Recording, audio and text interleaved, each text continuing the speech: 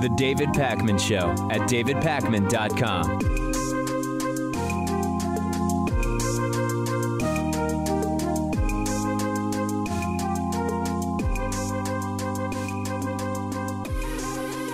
There's this massive sort of blind spot in political debate in general, but especially lately among the so-called anti-SJW free speech warrior types, including some of the followers of the intellectual dark web, so-called, which is that they seem to either ignore or not understand that most things in life are not black and white. Most political issues aren't black and white, and it's the gray area where almost all of life exists.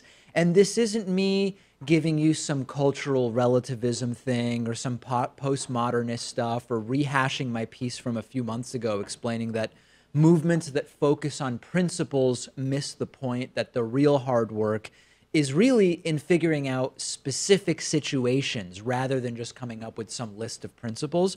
I actually want to focus in today on some of the memes that have spread around this and within this alt-right overlapping with anti-SJW sort of enclave.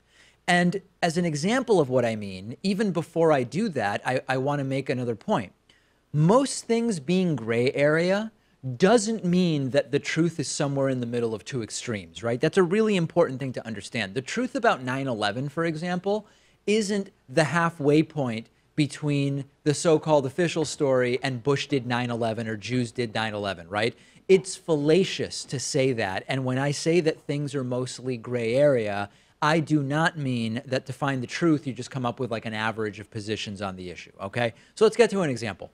It has become really, really popular to attack so-called identity politics as done by the left, right? The new right loves to slam identity politics.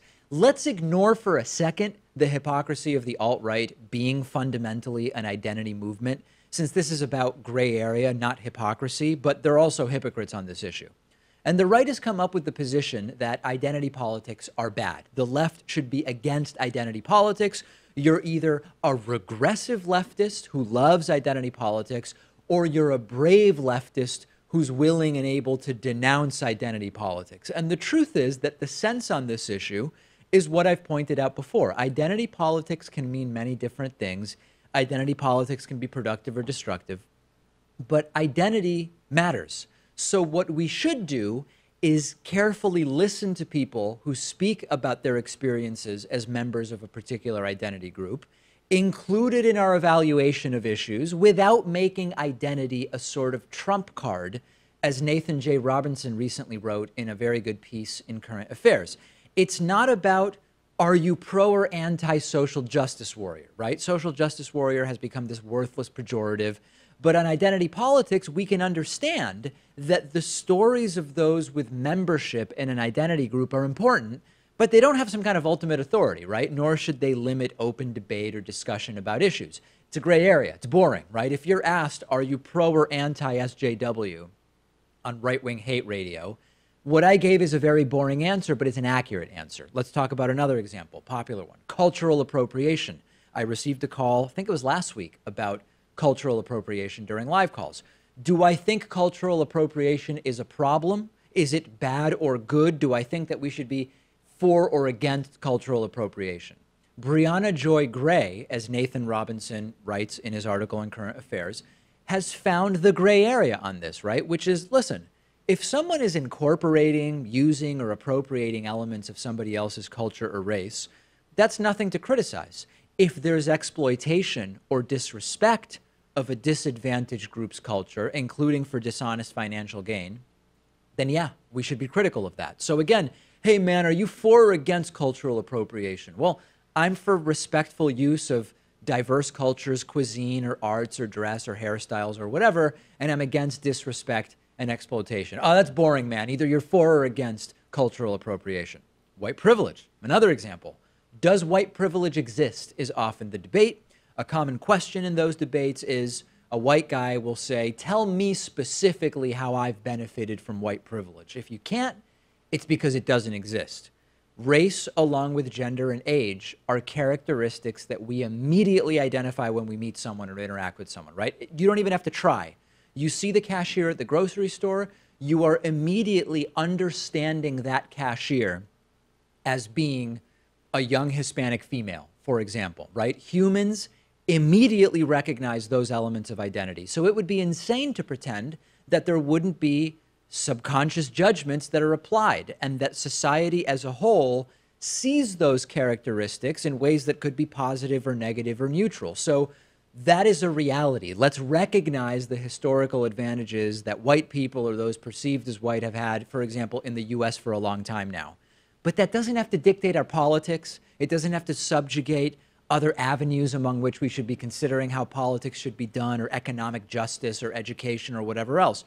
White privilege is a thing, but it doesn't dictate a specific political path forward. Race is a factor, privilege is a factor, but there shouldn't be any sort of drawing of a line in the sand, I guess we could call it, on the issue, because there's really no line to be drawn. And that is the false black-white dichotomy that some of these new movements are looking for. Economics, very popular among this anti-SJW crossover group, is to be anti-communist and anti-socialist. They are capitalists. Freedom and free markets is what they claim to be for. And of course, the truth is that unregulated capitalism is a disaster of inequality and plunder, but socialism does ignore the reality of concepts like Pareto distribution and Price's law, which tell us that expecting equality of outcome, no matter what we do, is either unrealistic or not a good thing because of how it would have to be forced. So it turns out that the societies that end up with the best balance of happiness and equality and standard of living are the ones that have a version of capitalism that is capitalistic enough to encourage entrepreneurship and innovation, but they spend enough money on social welfare, socializing some of those elements, so that you avoid the levels of inequality and poverty that are destructive to society. That's boring, right? That's boring, but it's not a black and white world. And this reality has been lost on this new generation of right-wingers and of some on the left on the left as well. I'm not afraid to criticize the left on this issue or any other issue, but it's sort of notable right now among this anti-SJW, alt-right, intellectual dark web sort of crossover group. The truth is often quite boring because the truth is usually it's complicated and that depends. And one of the reasons that anti and pseudo-intellectualism is so popular right now, as we've been talking about for months, if not years, is that it purports to give people simple and straightforward answers about things going on in the world, and sometimes comforting answers to issues that are really far more complicated become popular by their very nature. And I want to hear from you about this. Send me your thoughts. I'm not doing postmodernist stuff. I'm not doing the truth is somewhere in the middle fallacies. What I'm telling you is that most issues don't exist in black and white. They are gray areas. And this new movement, call it the intellectual dark web, call it the alt-right, call it whatever you want, is completely ignoring that. The Supreme Court has ruled in the case of the baker who refused to bake a gay wedding cake. And they have ruled in favor of the baker. But as usual, the truth of the decision is being sort of misrepresented in media reports. It was a 7-2 ruling. You saw 2 liberal justices join the 5 conservative justices. And to remind you about the story, this is about a Colorado baker who refused to bake a gay wedding cake for what they called religious reasons. And this was a decision, before we got it from the Supreme Court, that had the potential to really set precedent for letting people say they are exempt from non-discrimination laws because their religious beliefs contradict some of those laws. And of course, it would follow that if you can be exempt from non-discrimination laws on the basis of sexual orientation, why couldn't your religious beliefs also exempt you from race-based non-discrimination laws? Potentially very dangerous. But the court, if you read the actual decision rather than the headlines from yesterday's and today's articles, the court didn't actually say when there can be exemptions to non-discrimination laws for religious reasons. Let me say that one more time. The court did not decide about exemptions to anti-discrimination laws. What the court did say is that the Colorado Civil Rights Commission, when they adjudicated this case, and said the baker violated the anti-discrimination law, showed impermissible hostility, okay? So if people are going to hear about this and say, great, all bakers and other service providers now can just flout anti-discrimination laws and say, I don't work with gay customers or I don't work with black customers because of my religion, they could quickly find themselves in trouble because that's not what the court said, okay? The real question that the court did not answer is whether baking a cake is the type of act that's protected by the First Amendment, by free speech. That's the real question, and the court did not actually answer that in their ruling. All they said is the Colorado Civil Rights Commission that originally adjudicated this was hostile to the religion of the baker in a way that was not okay. They weren't neutral on religion when deciding the case. That is very different than saying you can cite religion as a reason to legally ignore non-discrimination laws. Really important, Pat, that people understand what the court did decide and what it did not decide. Yeah, that's why they're calling this a narrow decision. Some Right. people read the headlines and were confused because it's a narrow decision, and yet they voted 7-2. Remember, Donald Trump Jr. took to Twitter and was very confused over this. Oh, yeah. It just applies in this specific case. You can't make any broader implications from it like you could from 2015 gay marriage decision or the Sure. recent sports gambling decision. And even the plaintiffs in the case conceded it actually wouldn't be okay for a baker to refuse to sell anything for gay weddings, that would actually be a different story altogether. It is specifically because the cake baking is possibly an artistic endeavor and because of the treatment from the Colorado Civil Rights Commission that the decision went this way. This has not changed what it is, at least for now, which is that businesses that are open to the public have to serve everybody, regardless of race, regardless of national origin or nationality, religion. Sexual orientation in some states is also a protected class in that vein. I believe that there will be blowback from people misunderstanding this ruling and openly discriminating, and they will very quickly find themselves on the other side of court decisions because the issue here is that of the Colorado Civil Rights Commission, according to the Supreme Court ruling. It's not a great decision. I'm not saying that I like the results, but what I think is most important to understand is this is not the terrible news for LGBT people that some are painting it out to be. I'm not saying I agree with it, but it's important not to do the sky is falling stuff because of this particular decision, because it is a very narrow decision about the specific way in which this one case was handled. It is not carte blanche to start saying, we don't serve gay people, we don't serve black people, we don't serve Jewish people, or anything of that nature. Send me your thoughts. I want to hear from you about this. I'm on Twitter at @dpacman, and the show is on Twitter at David Pakman Show. The David Pakman Show at davidpakman.com.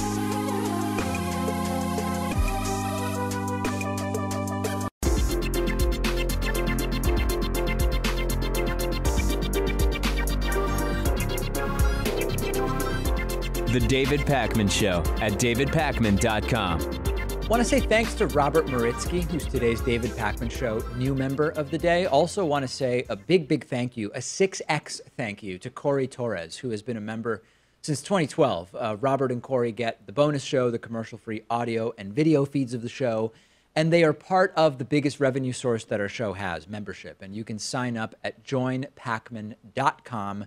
Coupon code is available that'll save you 40%. That coupon code is VoteSoon18. Donald Trump is stepping up the threats of tyranny by touting on Twitter the, quote, absolute right to pardon himself. And yesterday I told you about this completely tyrannical letter that Donald Trump's attorney sent to Robert Mueller, basically claiming that no matter what Trump does, you can't touch the guy. And their interpretation is that whether the president exchanges cash for pardons or obstructs justice, or even according to his lawyer Rudy Giuliani, shoots former FBI Director James Comey dead in the Oval Office, that the law cannot touch him unless he is impeached. Now, many legal scholars disagree with that. And I also pointed out yesterday that for decades, the right has been fear-mongering around tyranny, whether it's needing guns to protect ourselves from a tyrannical government or political correctness being a form of tyranny, but that actually handguns won't really help us stop the threat of tyranny that we're facing, which in this case is absolutely belligerent claims of absolute presidential power, up to and including the murder of American citizens. We discussed all of that yesterday, okay? Today, I want to focus on what Donald Trump said on Twitter, which is about pardoning himself And it's another step in the direction of tyranny. Donald Trump said on Twitter yesterday, quote, "As has been stated by numerous legal scholars, I have the absolute right to pardon myself. But why would I do that when I have done nothing wrong? In the meantime, the never-ending witch hunt led by 13 very angry and conflicted Democrats and others continues into the midterms." And here's Trump's latest lawyer, Rudy Giuliani, saying, yeah, the president could pardon himself, but don't worry, he has no plan to do that. Letter also cites the president's pardon power. Do you and the president's attorneys believe the president has the power to pardon himself? He's not, but he probably does. I mean, he has no intention of pardoning himself, but he probably does. It doesn't say he can't. I mean, that's another really interesting constitutional argument. Can the president pardon himself? You think it's an open question? I used to run the pardon attorney. It would be an open question. I think it would probably get answered by, gosh, that's what the Constitution says, and if you want to change it, change it. But, yeah. A lot of focus on the president. I think the political ramifications of that would be tough. Pardoning other people is one thing. Pardoning yourself is another. Other presidents have pardoned people in circumstances like this, both in their administration and sometimes the next president, even of a different party, will come along and pardon. A lot of focus on... Right. So to be clear, no president has ever pardoned himself.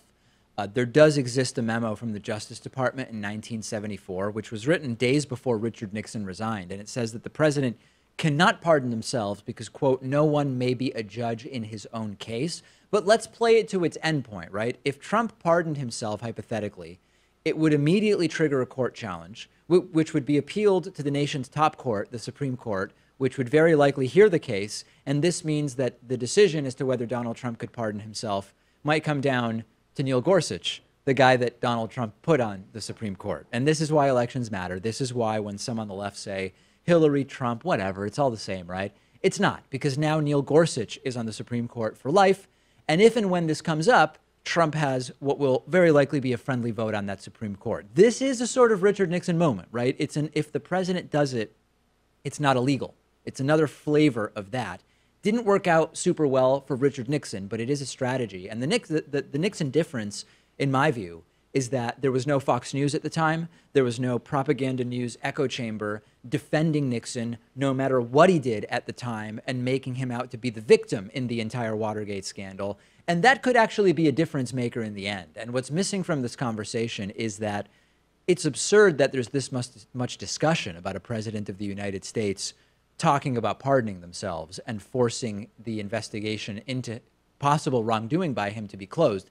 That's not normal. Normally, presidents don't regularly, over a period of many months, talk about pardoning themselves or other people. And the goalposts have been hugely moved here. Yeah, and one would hope that if Trump did decide to pardon himself, and probably for some serious crimes, he would get impeached by Congress before the courts would be able to decide on whether or not that's legal. Although, given that we currently have a Republican Congress and who knows what will happen in the next midterms, maybe that wouldn't happen. Well, the timing of that is confusing because if it's crimes related to his duties as president, he actually can't be charged. It's almost impossible to charge them, and certainly impeachment would have to happen first. If we're talking about a criminal crime, something unrelated to being president, like murdering James Comey, for example, then, according to legal scholars, you would not first have to impeachment. But even, I mean, we're That's getting an open very, question very too, though, hypothetical. whether the president can be indicted, yeah. Yeah, a number of open questions. And the big picture is that the goalposts have moved really bigly in the last 18 months, right? There's nothing to look into because no one did anything, to we did some stuff, but it was all legal, to we may have done some illegal stuff, but the investigation is a witch hunt based on illegal leaks, to even if I did it, you can't convict me anyway, to I'm the president because I'm the president, to even if you did convict me, I would pardon myself. And nearly 40% of the country is watching this shameful disaster and still supports the guy. That's really, when we're talking about indictments, the biggest indictment is on the American people that continue to say, yes, I approve of the job that the president of the United States is doing. The Super Bowl champion Philadelphia Eagles were scheduled to visit the White House today, and Donald Trump canceled their visit within fewer than 24 hours of when it was scheduled to take place. And as it was, only about 10 of the players were going to go to the White House because many of them just disagree with Trump over the national anthem controversy and for other reasons, and they were choosing not to participate in that visit. And of the more than 50 players on the Eagles, only 10 of them were going to attend, but Trump canceled it, putting out a statement saying the Philadelphia Eagles are unable to come to the White House with their full team to be celebrated tomorrow. They disagree with their president because he insists that they proudly stand for the national anthem, hand on heart, in honor of the great men and women of our military and the people of our country. The Eagles wanted to send a smaller delegation, but the 1,000 fans planning to attend the event deserve better. These fans are still invited to the White House. Oh boy. To be part of a different type of ceremony, one that will honor our great country, pay tribute to the heroes who fight to protect it, and loudly and proudly play the national anthem. I will be there at 3 p.m. with the United States Marine Band and the United States Army Chorus to celebrate America. Trump is making himself the person who decides what patriotism is, which is completely antithetical to everything that the United States as a country stands for. And Trump's definition of patriotism is extraordinarily slim. For example, the only patriotic thing that can be done while the anthem plays is to stand there like a robot with your hand on your heart. Anything else is disrespectful, according to Trump. This is a presidential tantrum from a totally triggered snowflake.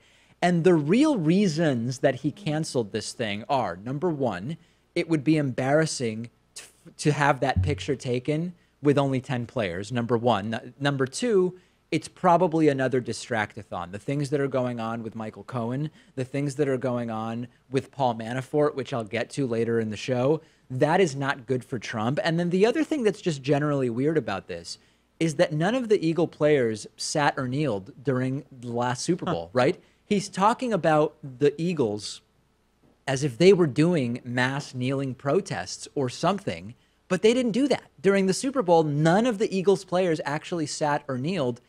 None of it makes any sense. Yeah, Nick Foles, their quarterback and star player of the game, I think he's conservative. He's quite religious, too. So you'd have to think that Trump would welcome him at least, but apparently not.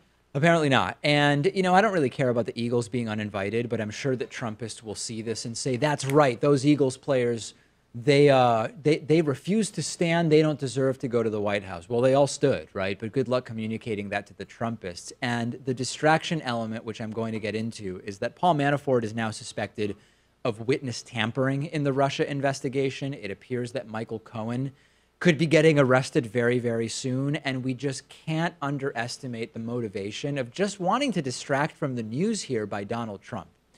Let's talk about Jeff Sessions. The president of the United States, in his increased belligerence over disastrous news in the Russia investigation, went back on Twitter this morning and slammed Attorney General Jeff Sessions, saying there would not even be an investigation right now were it not for the recusal of Jeff Sessions. Trump tweeting, "The Russian witch hunt hoax continues, all because Jeff Sessions didn't tell me he was going to recuse himself. I would have quickly picked someone else. So much time and money wasted, so many lives ruined, and Sessions knew better than most that there was no collusion." The real reason for the investigation, according to Trump, is that Jeff Sessions didn't recuse himself. That could only be because you were planning to use Sessions to obstruct the investigation, right? And Sessions did the right thing. Sessions recused himself because he was part of the campaign that was being investigated, and he was caught lying to Al Franken about his contacts with Russia. Sessions is not above the law. He recused himself. But this is the way that a scared person acts, because the last 24 hours for Trump have been really bad news, and he's in a panic. In the last 24 hours, we learned that out of those 4 million documents that were seized from Michael Cohen's office and condo and hotel room, I guess, almost nothing is actually privileged. We were waiting for Michael Cohen's lawyers to report back to investigators which of these documents contain privileged information such that they can't be released.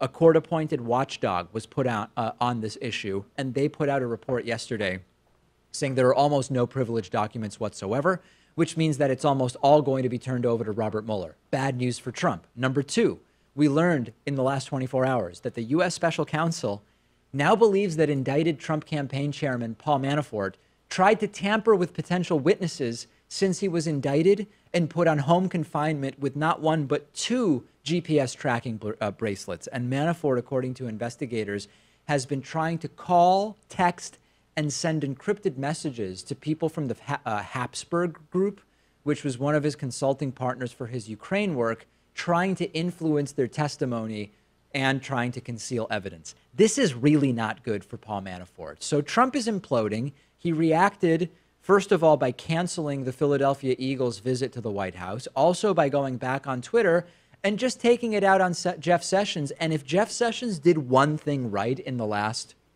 I don't know how long, it was recusing himself from anything Russia-related, even though he still remained involved in some of the firings that were related to that investigation. So not only was Sessions correct to recuse himself, it wasn't even a recusal that he stuck with. Yeah, and it's not a fair critique by Trump, and I think it shows that he doesn't really understand the concept of time, because Jeff Sessions recused himself because he perjured himself, at least colloquially, during his Senate confirmation hearing. The whole reason he had a Senate confirmation hearing was because Trump chose him to be his attorney general. If Trump didn't want that to happen, he would have just chosen someone who wasn't a part of his campaign.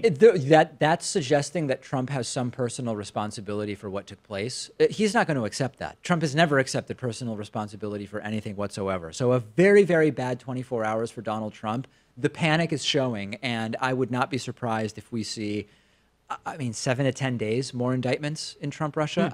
I think we've got to be getting very close, at least with some additional players here. So everything is backwards, right? The one action Sessions took that would be the correct action that I can identify over the last year and a half, the one action that Donald Trump chose to criticize today on Twitter.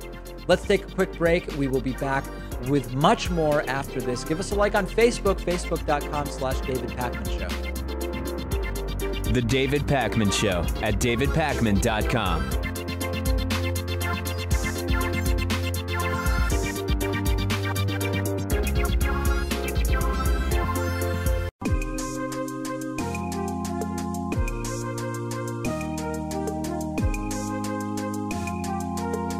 Welcome back to the David Pakman Show.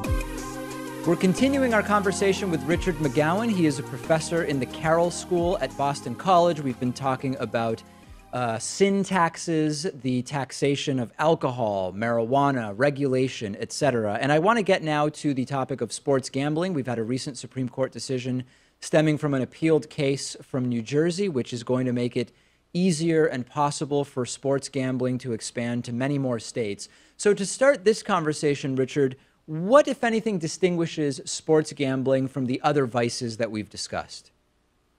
It really isn't all that much, to be quite honest with you, David. It's the same logic. People are already doing it. There's lots and lots of people doing it.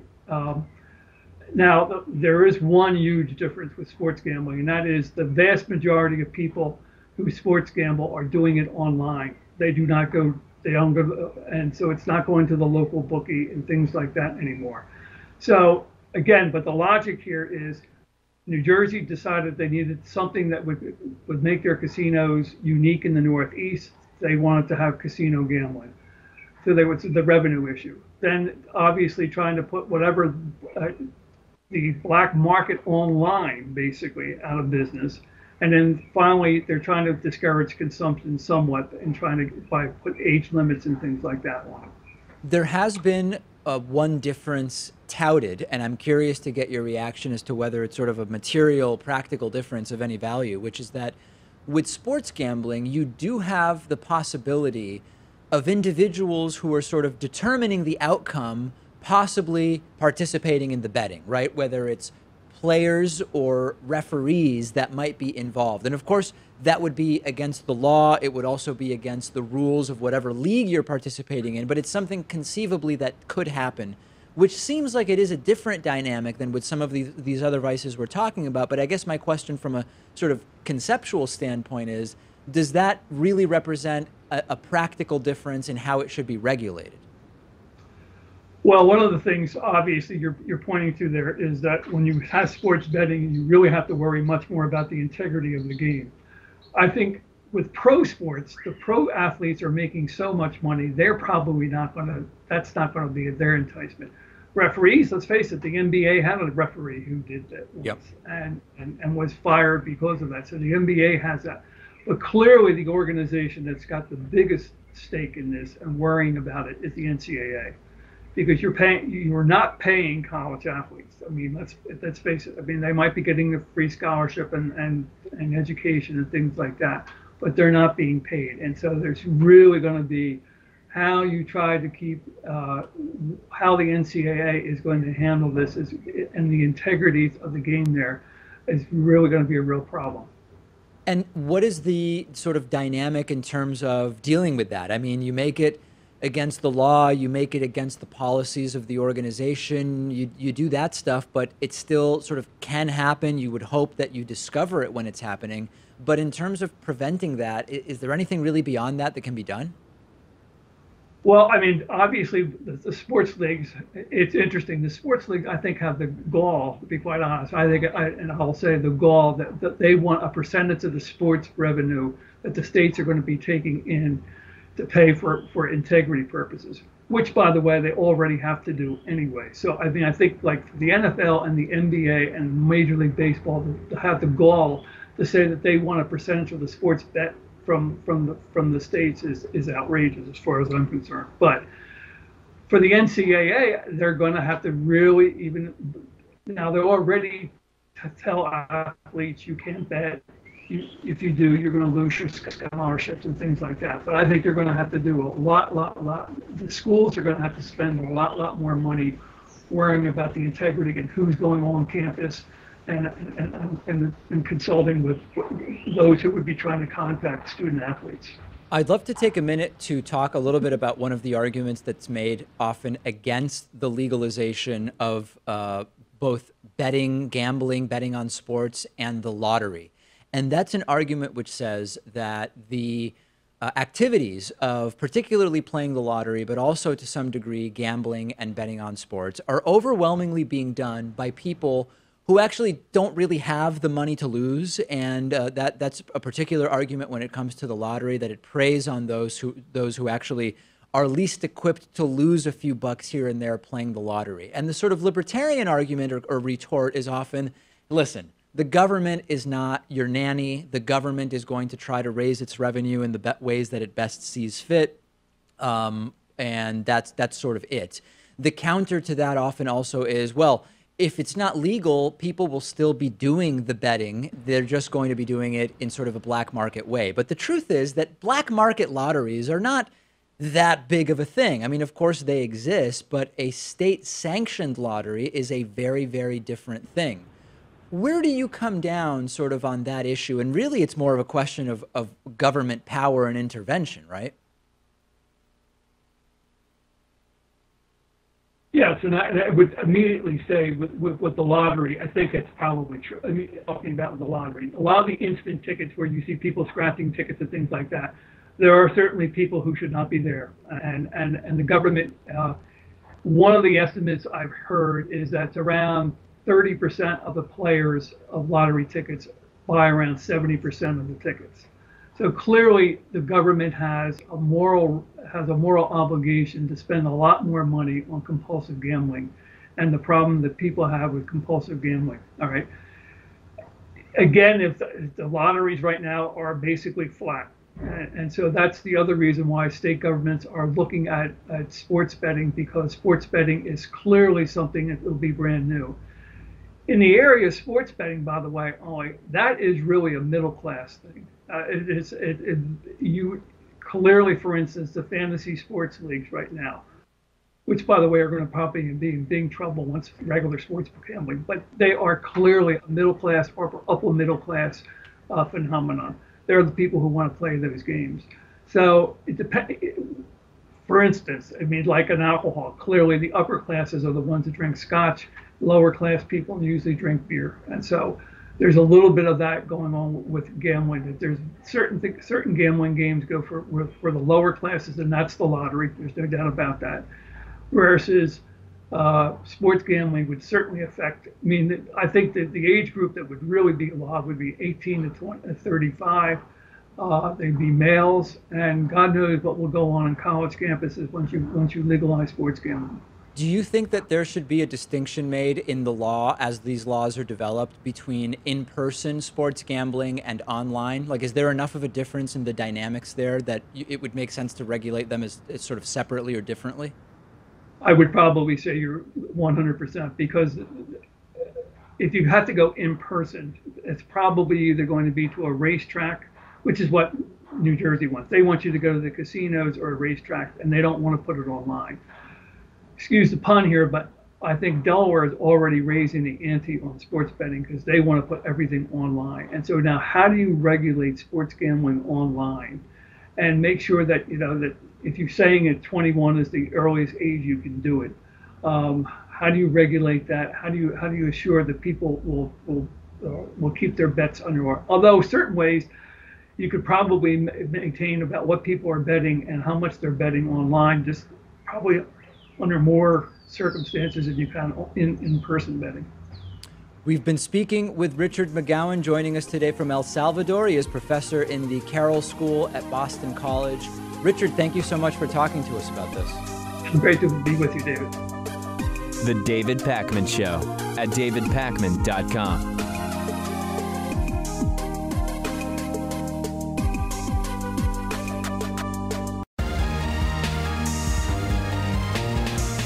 The David Pakman Show at davidpakman.com.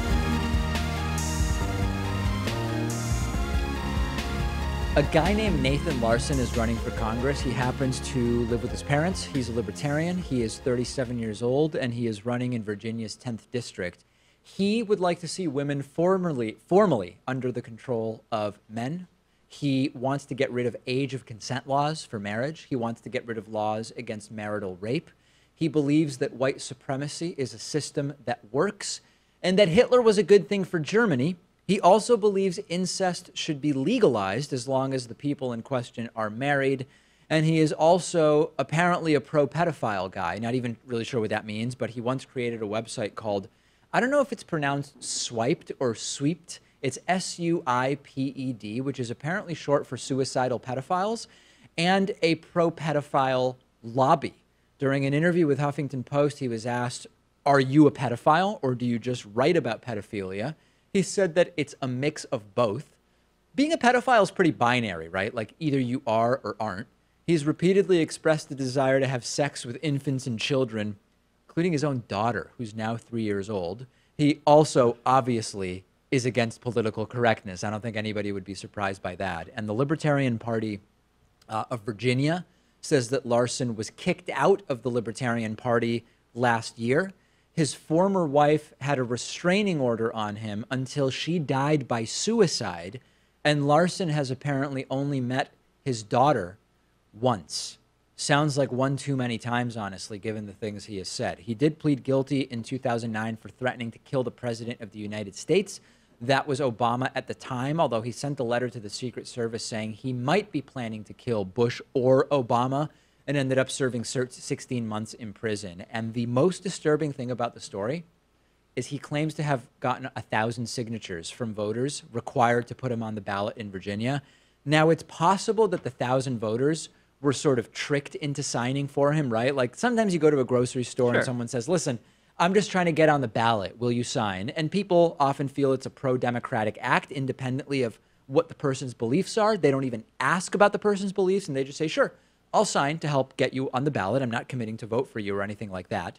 But the fact that 1,000 people said, yes, put this guy on the ballot, it's disturbing no matter what, I would argue. Alicia's probably no chance of winning, although we don't want to be too presumptuous. Maybe this is the downside of having third, fourth, fifth parties out there, and we often advocate for things like ranked choice voting, but if we implemented a system like that, maybe that would give this guy a chance. Maybe that's the downside. We allow fringe candidates to take the public stage a little bit more. Well, this isn't his first time running for office, and in the past, he's gotten something like 2% of the vote, and I wouldn't be at all surprised if this time it's closer to like 5% of the vote. I hope I'm wrong, but these are strange times we live in. He has said that despite being a libertarian, he does like the sort of cultural changes that Donald Trump has been driving, which is also not massively surprising, but what I'm here to tell you today is that if you're voting in this election, if you're voting in the Virginia 10th district election in November, don't just randomly select the Libertarian because you'd be selecting the pro-incest, pro-pedophilia guy. Check out some of the Democratic alternatives. There is a Republican incumbent, Barbara Comstock. There are some pretty good Democratic alternatives there in that district. And, you know, people like this end up getting, whether it's 2% of the vote or 3% of the vote or whatever, they end up with that partially because of people voting party lines, right? So if he's running as a libertarian, he'll have people vote for the libertarian without actually examining the beliefs. But also because there is this, admittedly, two-party duopoly that a lot of people want to break, and there are a lot of third-party protest votes. So that combined with the fact that, I don't know, maybe some Trumpists will be like, hey, he likes some of the changes Trump has put in place, I'll vote for him rather than the establishment Republican, he could end up with 5% of the vote in this election. Yeah, and just the fact that he's getting some media attention, it goes to that conversation about if any PR is good PR, there's a case to be made for that. There is an argument being made that this guy should be completely ignored. I actually think it's dangerous because if you do ignore the guy, he actually potentially will have even more support because of the reasons I cited. People voting libertarian simply because he's a libertarian without knowing a thing about him, and people just choosing a third-party candidate to try to stick it to the two-party duopoly, which of course I'm sympathetic to, but not with a pro-pedophile white supremacist. That's where I sort of draw the line. Hey, right-wing radio host and NRA spokeswoman and all-around gun nut Dana Loesch appears to be plagiarizing Hatriot Mail. Hatriot Mail, as you might know, is the segment we've been doing on the show for years, where a professional deep voice movie and TV voiceover artist does these dramatic readings of hate mail that I get. As a reminder, here is his voice. Here is like a sample introduction that we use for Hatriot Mail. Teachers can buy their own school supplies, but we'll throw in the Glock for free. Hatriot Mail. Written by patriots who hate David Pakman. Because America. And because freedom. So the guy who does Hatriot Mail for us noticed that Dana Loesch, he was listening to Dana Loesch, I guess he listens to right-wing radio just for kicks, and he wrote the following letter to me. He said, hey, David, so I was listening to crazy right-wing radio today in the car because it's funny. Anyway, as I was listening to Dana Loesch's show, she plays this segment opener with an announcer who says something about reading hate mail. Then Dana comes on and says she's going to read emails, Facebook posts, etc., by people who hate her. Not only that, she says she's going to read them in a dramatic voice and include all grammatical errors. What the hell? It would appear that she's copying Hatriot Mail. So I checked it out. I don't want to cast aspersions on anybody's asparagus when they are not warranted, but this sounds a hell of a lot like Hatriot Mail. Take a listen to the intro. All right, well, you know what it's time for because we're moving Mailbag of Hate since we have a guest next hour. I know. I got some insane hate mail for you. Let's kick it. And now it's finally that part of the show where Dana monetizes the hate. All week, hateful posts, tweets, replies, and emails have been collected. The best of the best make the cut. It's Mailbag of Hate on the Dana Show. These are real emails sent by real people, real tweets, real Facebook posts from living, breathing haters. They vote. They drive on the highways beside you. Gosh, it's kind of crazy. That is Hatriot Mail. That is Hatriot Mail. Let's listen to a little bit more. By the way, I don't know how anyone listens to this show. This seems like one of the worst radio shows I've ever heard of. Let's take a listen to a little more of it. So, and I will read them dramatically. So, that's how I know. So this was crazy. I got this story. This is from Skip Mulkey. And unless you're totally horrid, I don't share your email address. If you're completely horrid, I forward everything to federal authorities to determine whether or not it's actionable. And I do take action. I will take you to court. Like, I've never not followed up. That's literally what I say. I say that the really insane stuff goes to the FBI. Like, this is almost verbatim Hatriot Mail. And then we save all the Hatriot Mails in case we get subpoenaed. This is what we do. This is our shtick. Let's listen to just a little bit more here. And I win every time. So don't test me, because I have the resources to do it. So don't. Because I mean, yeah. Anyway, this one's from Skip Mulkey. And the subject is abortion. Skip writes. And again, I will read this with grammatical errors and everything else intact. Right. I heard you just say on the radio about Alaska, the culling of caribou. Yep. I'm already bored. As soon as she went into the act, that's not dramatic. That's just a really bad fake English accent. Isn't this obvious Hatriot Mail, right? Please tweet to Dana Loesch. Tell her that I've been doing Hatriot Mail for years, and she should find out who on her staff listens to the David Pakman Show because it's just too similar. I know I, for one, am going to boycott the Dana show Yeah. until she gets rid of this segment. I'm also no longer going to listen to that show. And by no longer, I mean the 1 minute I played for you is all I've ever heard of it, and it really doesn't sound good. But they're copying Patriot Mail. Okay, we did a story late last week about Jill Stein. It was a critical story about Jill Stein. I mentioned, I know I'm going to get hate for doing this, but everybody here knows that if there's one thing that is a constant on the David Pakman Show, it's that I'm always upfront with you. And I always tell you the truth as I see it and the truth as I believe it and what I'm feeling and thinking about any issue at any particular time. I'm not going to hide the fact that I think that the entire Jill Stein situation stinks. So I did a story about the $7 million that she raised for supposed recounts after the 2016 election. The blowback was significant. There were people who were very, very happy with me for doing that story, but there were also people who were very, very angry with me for doing that story. So here's just a sampling, okay? Here's one voicemail I received about my Jill Stein story last week. Hey, David. As a voter for Jill Stein here in California, I got to say that after your reporting, after your reporting about Jill Stein, I read some reports on it elsewhere, and I think you're right. I think Jill Stein might be doing a little bit of corruption here, and I kind of really regret that vote now. So yeah, there you go. So all right, bye. That was one set, right? That was one camp that said, I'm really glad you did that story, and I'm glad you're not avoiding criticism of people on the left for whatever reason. Here's another side, people who had a very, very different point of view.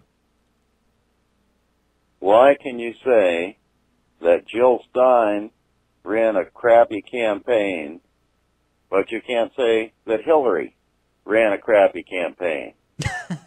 Why is that? Haven't I said and by that? the way, you, all your hate mails, Patriot mails, sound like they're written by the same guy.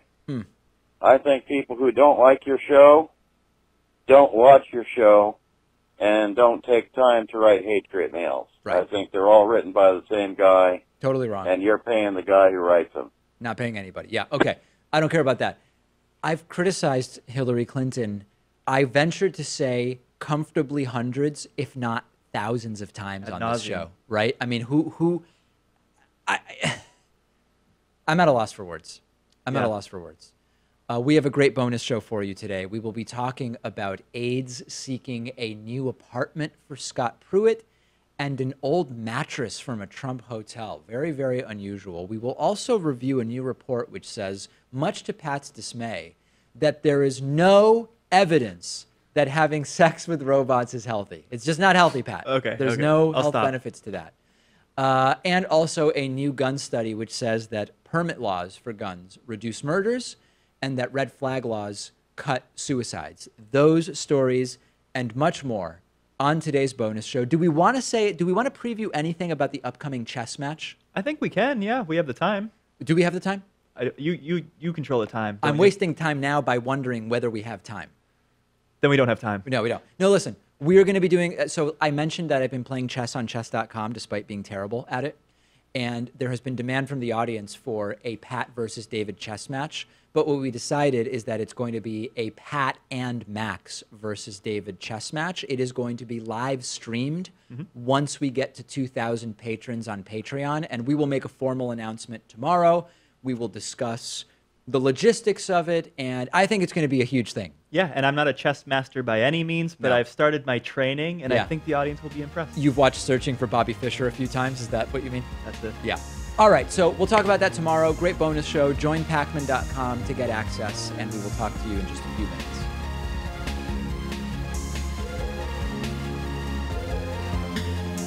The David Pakman Show at davidpakman.com.